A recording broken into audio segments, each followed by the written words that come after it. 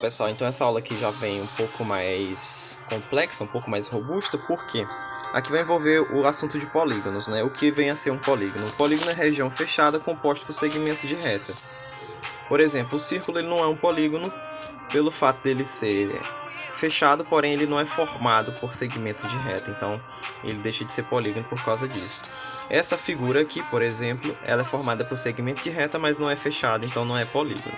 Então, polígono tem que ser essa característica, região fechada e composta por segmentos de reta. Elementos do polígono, nós temos esses pontos aqui, que são os pontos de encontro dos lados, né? Ou pode chamar de aresta também, né? Ponto de encontro dos lados, certo? É chamado de vértice, tá? E o que vem a ser o lado? O lado, ele é formado pela união de todos os pontos que unem um vértice ao outro, tá bom? Então, beleza. Outro detalhe que a gente pode tomar aqui, ele possui ângulos internos, tá? Esses ângulos aqui, os ângulos correspondentes a cada um dos vértices, ok? E daqui a gente pode tirar algumas relações. A gente sabe que a soma dos ângulos internos de um triângulo é 180 graus. Eu posso estar dividindo esse polígono aqui, ó, em vários triângulos, certo? Aqui eu tenho um triângulo, dois triângulos, três triângulos e quatro triângulos.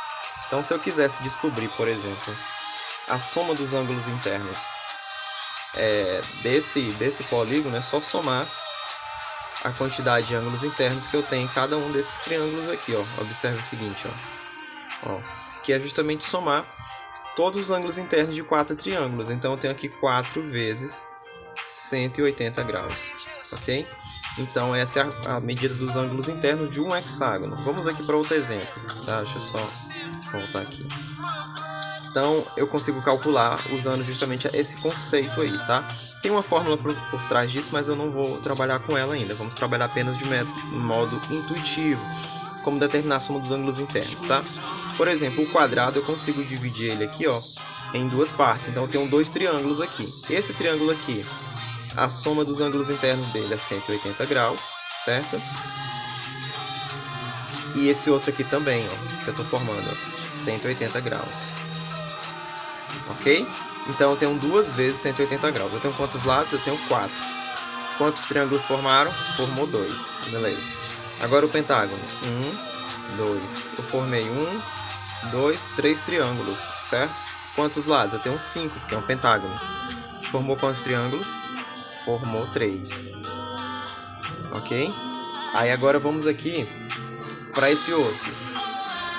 Vamos contar a quantidade de lados dele aqui, ó. Uma diagonal, duas diagonais, três diagonais, 4 diagonais. Então tem 1, 2, 3, 4, 5 triângulos, certo? Eu tenho aqui então 5 triângulos.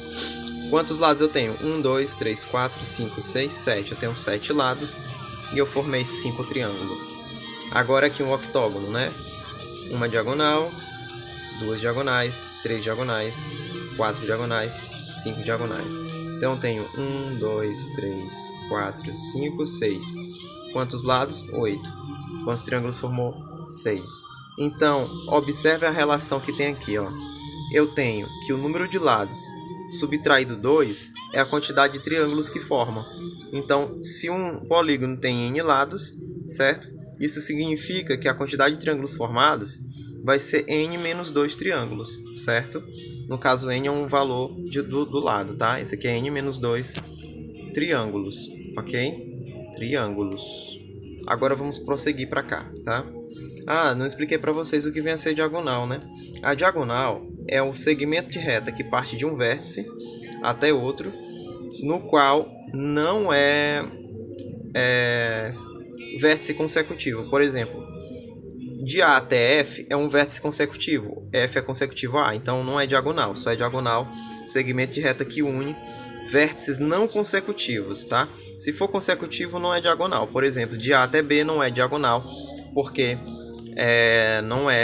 porque A e B são consecutivos, tá bom? Então isso aí, para formar diagonal, tem que ser vértices não consecutivos. Prosseguindo aqui, questão 1. O que acontece em relação à quantidade de lados do polígono e o número de triângulos formados?